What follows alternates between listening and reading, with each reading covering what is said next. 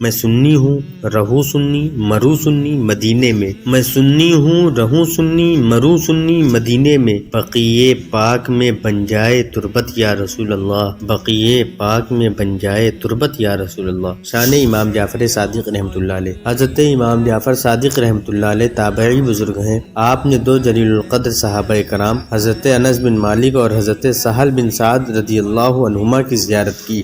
آپ سے آپ کے شہزادے حضرت امام موسیٰ کاظم، امام ابو حنیفہ، امام مالک، حضرت سفیان ثوری، حضرت سفیان بن عیینہ رحمۃ اللہ علیہم جیسے بڑے بڑے بزرگوں نے فیض پایا۔ صوفی کون؟ حضرت السلام علیکم ورحمۃ اللہ تعالی وبرکاتہ۔ آج کا ٹاپک ہے امام جعفر صادق رحمۃ اللہ علیہ کا تعارف اور آپ کا مبارک شجرہ اور رجب کے کنڈے۔ امام جعفر صادق رحمۃ اللہ علیہ کا تعارف: شہید کرب و بلا، راکب دوش مصطفیٰ، امام عرش مقام، امام حمام، صحابی ابن صحابی، حضرت امام حسین رضی اللہ تعالیٰ عنہ کے پرپوتے، عظیم تابعی بزرگ حضرت امام جعفر صادق رحمۃ اللہ علیہ کی ولادت 17 ربیع الاول 80 یا 83 ہجری پیر شریف کے دن مدینہ پاک میں ہوئی۔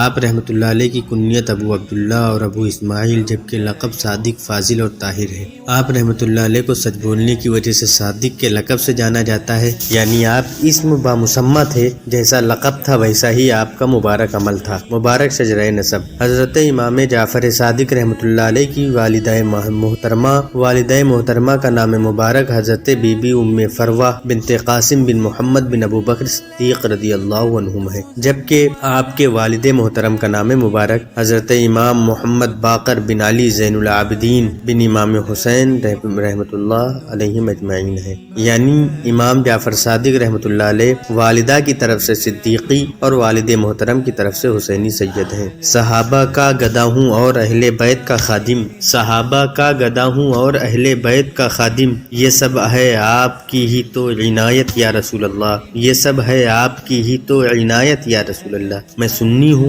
رہوں سنی مروں سنی مدینے میں، میں سنی ہوں رہوں سنی مروں سنی مدینے میں، بقیے پاک میں بن جائے تربت یا رسول اللہ، بقیے پاک میں بن جائے تربت یا رسول اللہ۔ شان امام جعفر صادق رحمۃ اللہ علیہ۔ حضرت امام جعفر صادق رحمۃ اللہ علیہ تابعی بزرگ ہیں۔ آپ نے دو جلیل القدر صحابہ کرام حضرت انس بن مالک اور حضرت سہل بن سعد رضی اللہ عنہما کی زیارت کی۔ آپ سے آپ کے شہزادے حضرت امام موسیٰ کاظم، امام ابو حنیفہ، امام مالک، حضرت سفیان ثوری، حضرت سفیان بن عیینہ رحمۃ اللہ علیہم جیسے بڑے بڑے بزرگوں نے فیض پایا۔ صوفی کون؟ حضرت امام جعفر صادق رحمۃ اللہ علیہ۔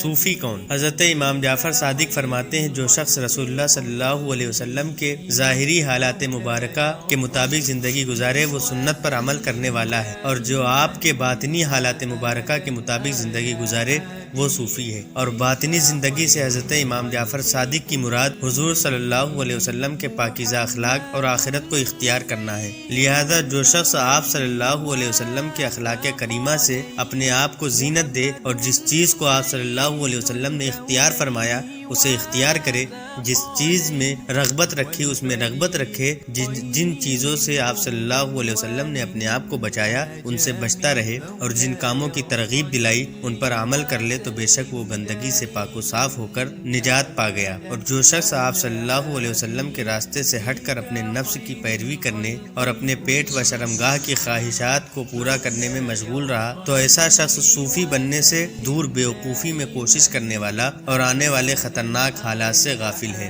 صدق صادق کا تصدق صادق الاسلام کر، بے غضب راضی ہو کاظم اور رضا کے واسطے۔ شرح شجرہ نسب: یہ شعر سلسلہ عالیہ قادریہ رضویہ کے شجرہ شریف کا چوتھا شعر ہے۔ اس شعر میں سلسلہ عالیہ قادریہ رضویہ کے چھٹے اور ساتویں اور آٹھویں شیخ طریقت امام جعفر صادق، پھر ان کے شہزادے امام موسیٰ کاظم اور پھر ان کے شہزادے امام علی رضا کے وسیلے سے دعا کی گئی کہ یا اللہ پاک تجھے امام جعفر صادق کے صدق یعنی سچائی کا واسطہ مجھے ایمان کی سلامتی نصیب فرما، اور امام موسیٰ کاظم اور امام علی رضا رحمۃ اللہ علیہما کے صدقے مجھ سے بغیر غضب فرمائے راضی ہو جا۔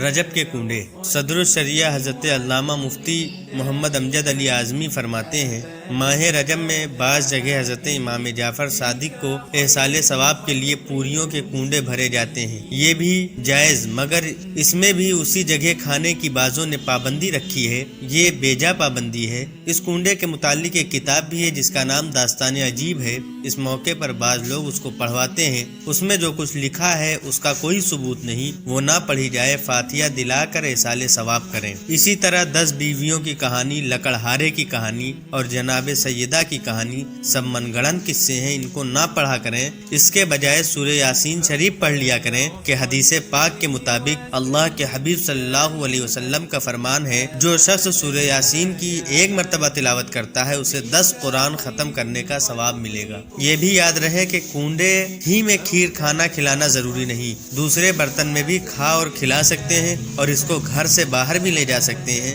بے شک نیاز و فاتحہ کی اصل یعنی بنیاد احصال ثواب ہے اور کنڈے کی نیاز احصال ثواب کی ایک قسم ہے۔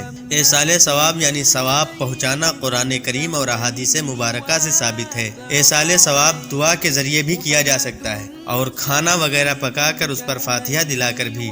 اس کو ناجائز کہنا شریعت پر افطرا یعنی تہمت باندھنا ہے۔ ناجائز کہنے والے پارہ 7 سورۃ المائدہ کی آیت نمبر 87 میں بیان کردہ حکم الہی سے عبرت پکڑیں، چنانچہ ارشاد ہوتا ہے، یا ایھا الذین آمنوا لا تحرموا طیبات ما احل اللہ لکم ولا تعتدوا ان اللہ لا يحب المعتدین۔ اے ایمان والو، حرام نہ ٹھہراؤ وہ ستھری چیزیں کہ اللہ نے تمہارے لیے حلال کی اور حد سے نہ بڑھو، بے شک حد سے بڑھنے والے اللہ کو ناپسند ہیں۔ فرمانے حضرت عبداللہ ابن مسعود رضی اللہ تعالیٰ عنہ، ما رآہ المسلمون حسنا فہو عند اللہ حسن، یعنی وہ چیز جس کو مسلمان اہل علم اہل تقوی اچھا سمجھیں وہ اللہ کے نزدیک بھی اچھی ہے، مصیبتیں دور ہوتی ہیں۔ حضرت مفتی احمد یار خان نعیمی رحمۃ اللہ علیہ فرماتے ہیں، امام جعفر صادق کی فاتحہ کریں کہ اس کی برکت سے بہت اڑی یعنی اٹکی ہوئی مصیبتیں دور ہو جاتی ہیں۔ ماشاء اللہ، سبحان اللہ۔ دن مقرر کرنا ہے، کچھ لوگ 15 تاریخ کو رجب کی کنڈے مناتے ہیں اور آپ کا وصال بھی طبی ہوا ہے، اور کچھ لوگ 22 کو مناتے ہیں، لہٰذا 22 کو منانا بھی جائز ہے۔ آج جو لوگ فاتحہ نہیں کرتے ہیں وہ بھی 22 کی آڑ لے کر کے آج یہ وصال امیر معاویہ ہے، اس لیے اہل تشیعی پر خوشی مناتے ہیں، اور وہ لوگ اس دن کو عید کا دن مانتے ہیں ان کے اس دنیا میں جانے کی وجہ سے۔ ٹھیک ہے، آج حضرت امیر معاویہ کے وصال کا دن ہے، لیکن اگر ہم امام جعفر صادق رحمۃ اللہ علیہ کے فاتحہ کے ساتھ ساتھ آپ کو بھی احصال ثواب پہنچائیں، اس میں کوئی قباحت نہیں ہے۔ اور یہ کہتے ہیں کہ آج کے دن فاتحہ نہ کرائی جائے امام جعفر صادق کے اور حضرت امیر معاویہ کے نام نیاز کرایا جائے، تو کیا جو عید کا دن ہے اس دن اہل تشیع بھی عید مناتے ہیں اور دوسرے لوگ بھی عید مناتے ہیں، تو کیا آپ کوئی دوسرا دن معین کریں گے؟ ہرگز نہیں۔ تو آج کے دن بلا شبہ حضرت امام جعفر صادق کا فاتحہ کنڈے بھی کریں اور ساتھ میں حضرت امیر معاویہ کو بھی احصال ثواب کریں رضی اللہ تعالیٰ عنہ۔ وسوسہ تیجا، 40واں، 11ویں، 12ویں اور کنڈے وغیرہ کے نام سے احصال ثواب کے دن کیوں مخصوص کر لیے گئے ہیں؟ جواب وسوسہ، احصال ثواب کے لیے شریعت میں کوئی مدت اور وقت متعین کرنا یعنی مقرر کرنا ضروری نہیں، البتہ دن وغیرہ مقرر کرنے میں شرعاً حرج بھی نہیں۔ وقت مقرر کرنا 2 طرح ہے، ایک شرعی یعنی شریعت نے کسی کام کے لیے وقت مقرر فرمایا ہو، مثلا قربانی، حج وغیرہ، عرفی شریعت کی جانب سے وقت مقرر نہ ہو لیکن لوگ اپنی اور دوسروں کی سہولت اور یاد دہانی یا کسی خاص مصلحت کے لیے کوئی وقت خاص کر لیں، جیسے آج کل مساجد میں نمازوں کی جماعت کے لیے اوقات مخصوص کرنا وغیرہ۔ حالانکہ پہلے جماعت کے لیے وقت طے نہیں ہوتا تھا، جب نمازی اکٹھے ہو جاتے تھے جماعت کھڑی کر دی جاتی تھی، بلکہ بعض کاموں کے لیے تو خود سرکار مدینہ صلی اللہ علیہ وسلم نے وقت مقرر فرمایا، نیز صحابہ کرام رضی اللہ عنہم اور بزرگان دین رحمت اللہ علیہم سے بھی ایسا کرنا ثابت ہے۔ مثلا